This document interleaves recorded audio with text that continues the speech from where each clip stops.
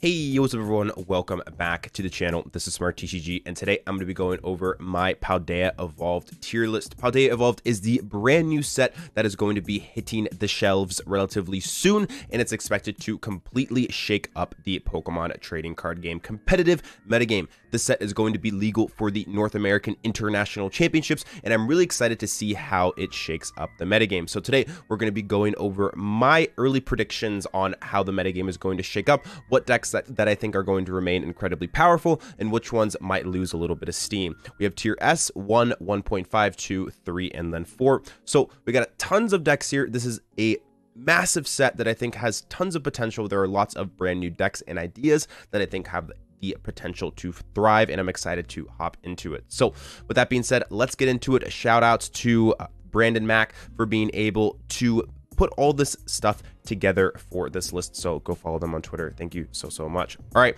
that being said, let's start off with some of the new decks. We have Chien-Pao. Now, Chien-Pao is an incredible brand new Pokemon with the ability, once in your turn, when it's in the active spot, you're able just to search for 2 water energies and put them into your hand. So paired up with things like Switch Cart, you can spam this ability multiple times depending on how many Chien-Pao that you have. And also with the new Baxcalibur, being able to attach as many water energies from your hand to your Pokemon, you're going to be able to deal tons and tons of damage. This deck, in my opinion, is broken. I know some people think it might be a little bit too inconsistent to succeed. However, its ability is just so powerful, and if you get the Baxcalibur set up, you're pretty much running everything over. My early prediction is that this is going to start in the tier 1 category. However, Baxcalibur can sometimes be annoying to set up, so that's the only reason why I'm not putting it in S to start off the format. I think it's incredibly powerful, and I'm really excited to see how people make this deck consistent. Water still has plenty of support though with cards like Radiant Greninja and also Irida, so I definitely think that this deck will be fine and will be able to set up plenty. So that being said, Baxcalibur I think deserves its spot in the tier 1. All right, moving on here. Let's start off with Gardevoir. Gardevoir has the new triple energy, being able to attach to those single prize Gardevoirs, which is incredibly powerful, which I think makes this deck a lot better than it used to be, as it doesn't necessarily always have to rely on things like Zacian V or Mimikyu anymore. Being able to focus a little bit more on the Shining Arcana Gardevoir is something that this deck has wanted to be able to do, and I think that Gardevoir is going to remain as one of the most powerful decks in the format. We're going to slide it in at that tier 1 spot. I still think it's really good, and I definitely think it deserves its spot still towards the top. Not necessarily tier S just yet, but I think it is deserving of that tier 1 spot. Moving on, we have some other decks here. Let's start off with the colorless Lugia version. So this is going to be with the brand new Jet Energy. I think this deck is really good. I think Jet Energy is really cool in it. Also, being able to use the Snorlax is really strong.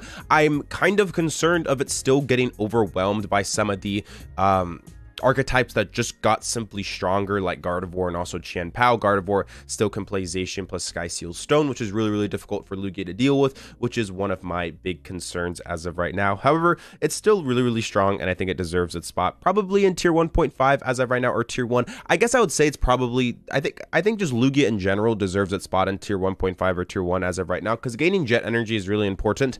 It's just another special energy that's going to aid it out. And I think that that's really worthwhile. Also, I think that maybe Radiant Charizard and some other cards might eventually start to see it make its way back into these lists. I'm not entirely sure with some of the new special energies that are coming out. With things like Regigigas potentially becoming good, like being able to use the brand new Rainbow Energy, maybe this deck can also start to play that as well with Radiant Charizard. Not entirely sure, but I think that Lugia is still going to remain one of the more powerful decks in the standard format. I think it deserves its spot at tier 1.5 as of right now. The only fear is that a lot of these 2 prize based decks, some do play Sky Seal Stone, can still cause issues for it, which is, I guess, my only concern with it. As someone who's played Lugia quite a bit, I think it's getting better though, and I think as more sets come out, it's just going to continue to stay incredibly powerful. All right. Moving on, we got Fusion Mew. Fusion Mew most recently in the formats, the Scarlet and Violet expansion, just won back-to-back regionals, both in Portland and Malamo. I still think Fusion Mew is a great deck. I think that just being able to hit turn 1 is so incredibly powerful. Obviously, there is that threat of Spiritomb coming out, but I do think that This deck still has potential, and I think it's still going to be good as of right now. I've been noticing in Japan that the Fusion Mew lists are the ones that they've been mostly transferring over to, especially with decks like Chien-Pao just being able to one-shot anything. You really need to stray away sometimes from the VMAX portion of Mew that makes it so good and focus a little bit more on things like Deoxys or Meloetta. So that's a reason as to why I think the Meloetta version with things like Deoxys is just a little bit better as of right now, because VMAXs are becoming weaker and weaker as we start getting more powerful two prize attackers. So as of right now, I think that Mew VMAX is in that tier 1.5. Then we got Turbo Mew. Turbo Mew's not tier 4. I think Turbo Mew's probably tier 2. It's just getting kind of outclassed by a lot of other decks right now as we're getting more powerful two prize decks. I think that the Turbo DTE Mew version is not necessarily as powerful as it used to be. So at this moment, I have it at tier 2 as of right now.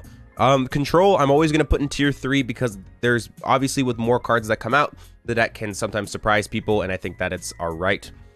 Just in general, I guess we'll put Block Lax there as well. Turbo Dark doesn't really get a whole lot better. Not necessarily super stoked on this deck. I think it's okay. I honestly don't even know if there's going to be a tier 4 deck as of right now. So I think we'll put that there. Moving on, Kyurem. Kyurem's still kind of a tier 3 deck. It's okay, but doesn't really have anything super special going for it. So I think we're going to put it there.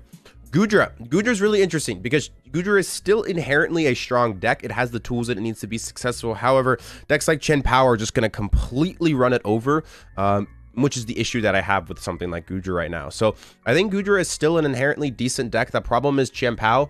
And I think that is going to kind of push it back down because Goodra isn't inherently a hyper aggressive deck, which gives time for the Chien-Pao deck to get things like the Baxcalibur set up, which is my only concern with Goodra as of right now. On top of it, also Gardevoir gets better as well, which is really, really concerning. They can start one-shotting you with things like the Shining Arcana and Gardevoir, which is just a miserable trade. You know, trading 2 for 1 and just losing an entire Goodra is just terrible. And then they can Sky Seal Stone Zacian you. There's just a lot of problems that you kind of run into as of right now.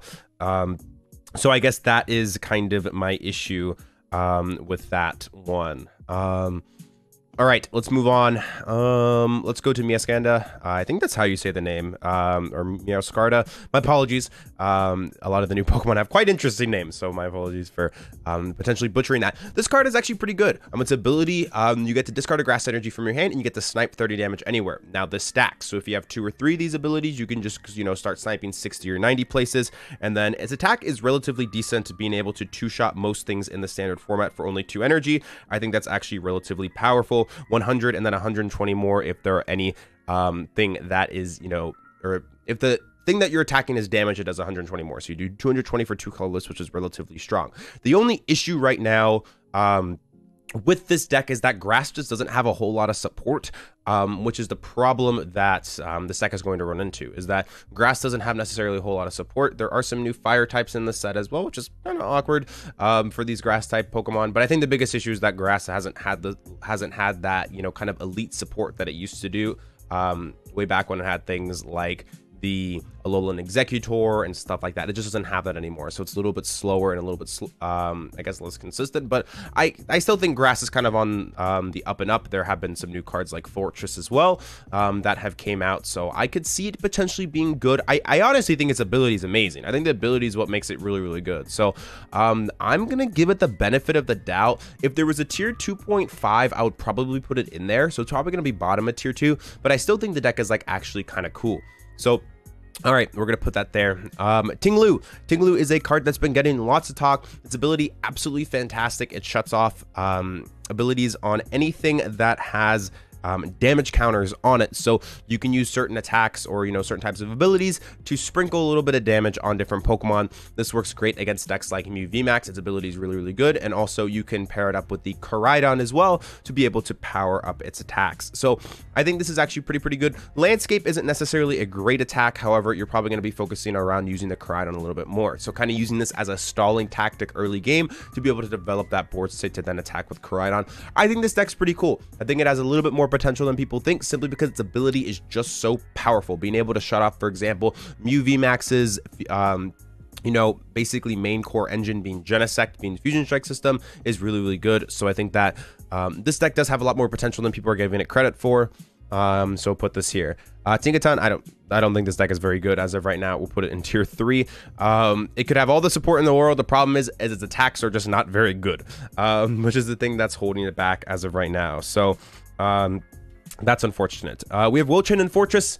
I'm not a huge fan of it. I think that it just doesn't do a whole lot of damage. Once again, grass doesn't necessarily have a whole lot of support either, which is kind of the issue with this deck as of right now. I think it could potentially be good in the future. Wilchin is like kind of a cool card, but I'm not super sold on this deck as of right now. So we're gonna put it in tier 3. Also, this isn't necessarily entirely ordered. I should have mentioned that. This is just kind of where this is just kind of like where like most of like the mid mediocre decks I think are gonna land. So all right. Anyways, Arceus Duraludon. I think Arc Duraludon gets just inherently a little bit better because there's more special energy decks. However, this is the problem. Gen Pal just runs you into the ground, which is the issue that it has. However, since there are so many special energy decks as of right now, I think it has potential to do pretty okay, especially with Gardevoir focusing a little bit more on special energies. That deck becomes a little bit, or that matchup becomes a little bit better for you.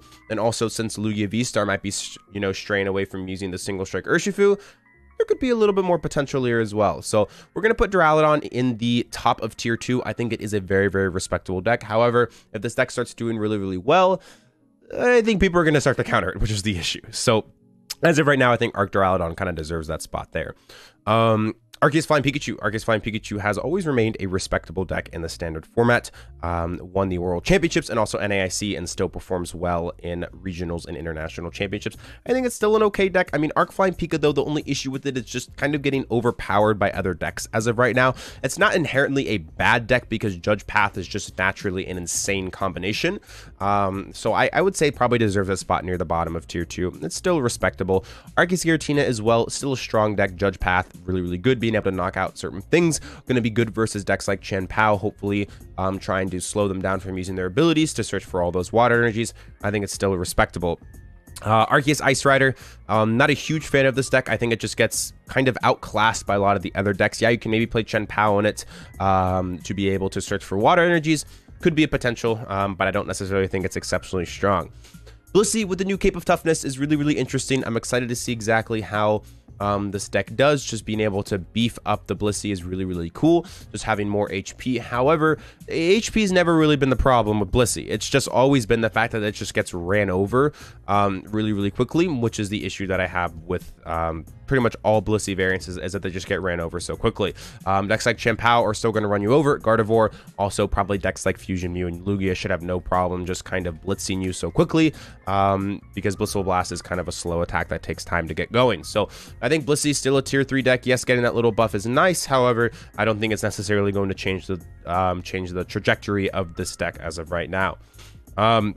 Both Lost Box decks, I think Turbo Lost Box is going to remain tier 1. Super fast, super consistent deck. Doesn't necessarily have any direct counters that every deck is going to be playing. The biggest problem with Turbo Lost Box is probably going to be Iona. I think that's the one thing that's going to hold it from being tier S. Decks like Gardevoir, which naturally in the past struggled to this matchup, now have the ability to attack with Shine Arcana Gardevoir without having to damage it with a brand new energy, and also they can spam Iona turn after turn against Lost Box, which is a big problem with this deck, which I guess is another reason why you might need to play the Turbo variant, just because that one is a little bit more adapt to handling, you know, things like hand disruption. So my only concern with this deck is going to be Iona over and over again, and if players start to play 3 or 4 in every single deck, then this deck will definitely kind of start to go down to maybe that tier 1.5 or tier 2. It's still very, very solid. Both the Lost Box variants, in my opinion, are still good, and I still think deserve their spot in that tier 1 to tier 2 range, but I think Turbo is just a little bit slightly better. Same thing with Radiant Charizard. I kind of like Radiant Charizard though, because it hits really good numbers against a lot of the Arceus variants and some of the brand new EXs as well. Paired up with Sableye, you can set up KOs on plenty of things. So that's another reason. I still think this deck is good, but the biggest problem is going to be Iona. I think that's going to be a card that you hear tons of over the next few actually years. Yeah, I know this card will be out for a couple of years, so yeah, definitely interesting, and make sure to keep your eye on that as well.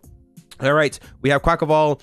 You can play this thing with something like Baxcalibur. Its first attack is relatively mediocre, just doing 60 and also switching. However, its second attack for 220 is actually really respectable.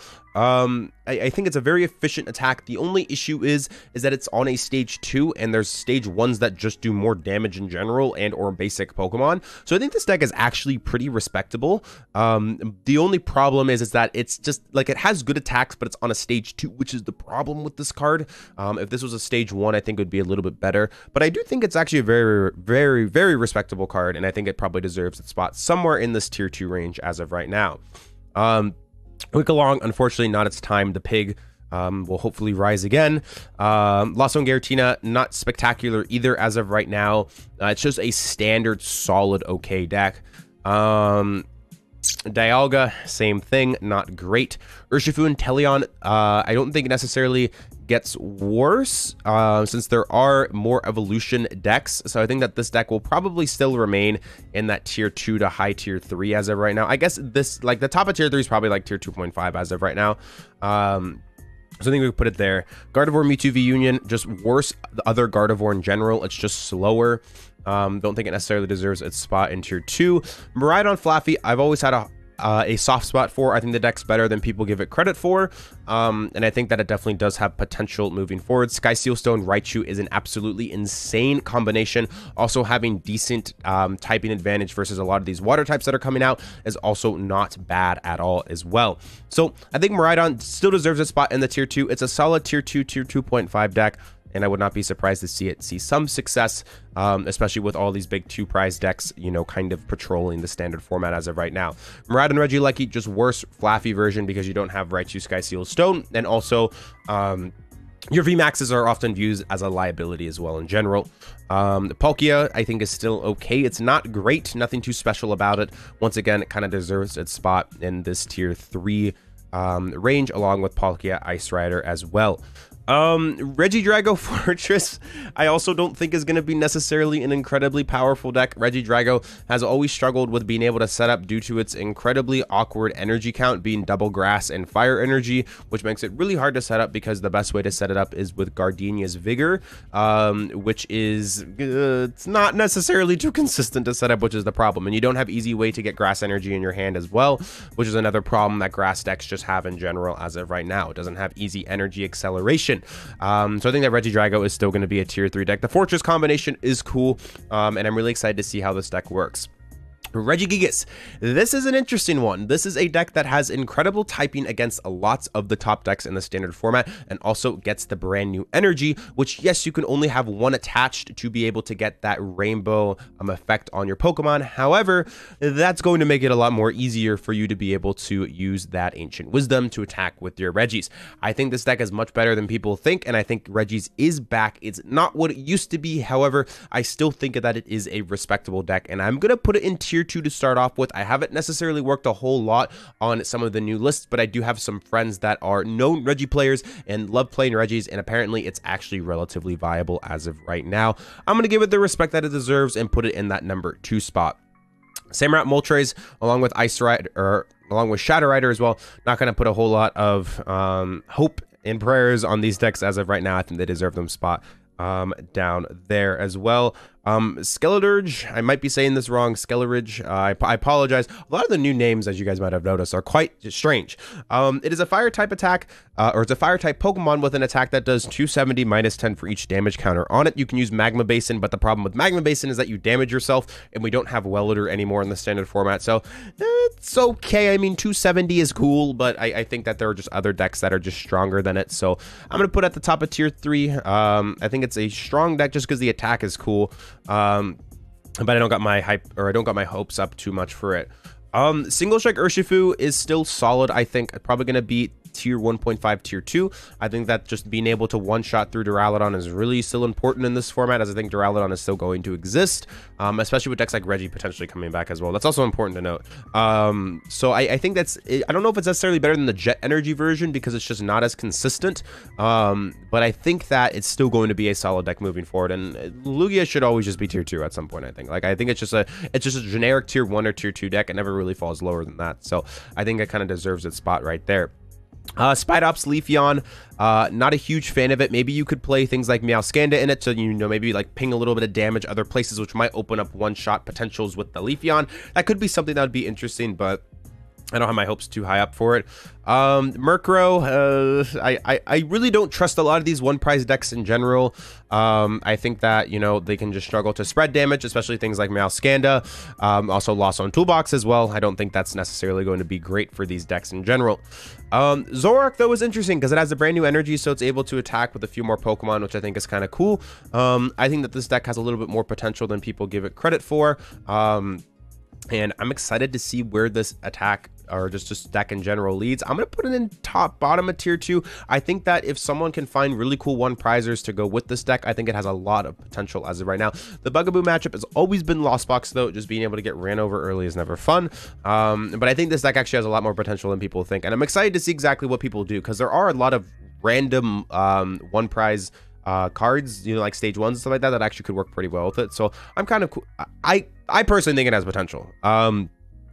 Zoroark as well, I think is cool. I've always loved Zoroark, had a soft spot for it. I don't think it's better than any of these other top tier decks, so I think it just goes in the top of tier 3. It's just a solid deck in general, but not as good as it used to be, even though it's never really been tier 1 and only had a couple top 16s, I think, in some events. But anyways, it's still okay. But with that being said, I don't think there's any tier S deck. If I had to put a tier S deck, it would be either Gardevoir or Chien-Pao. I think that's the closest thing to tier S as of right now. But with that being said, if you enjoy the content, make sure to leave a like and subscribe. It's the best way to help me out as a creator. And with that being said, this is Smart TCG. I hope you enjoyed this video. I'll be getting more regular videos out over the next several weeks, especially with PALDEA Evolved coming up. It's going to be really exciting to go over all the new decks. But anyways, thank you so much for all the support as always. Make sure to check out my other videos as well on the channel. And with that being said, this is Smart TCG, and I'll speak with you again soon. Peace out, everyone. Thanks for all the support.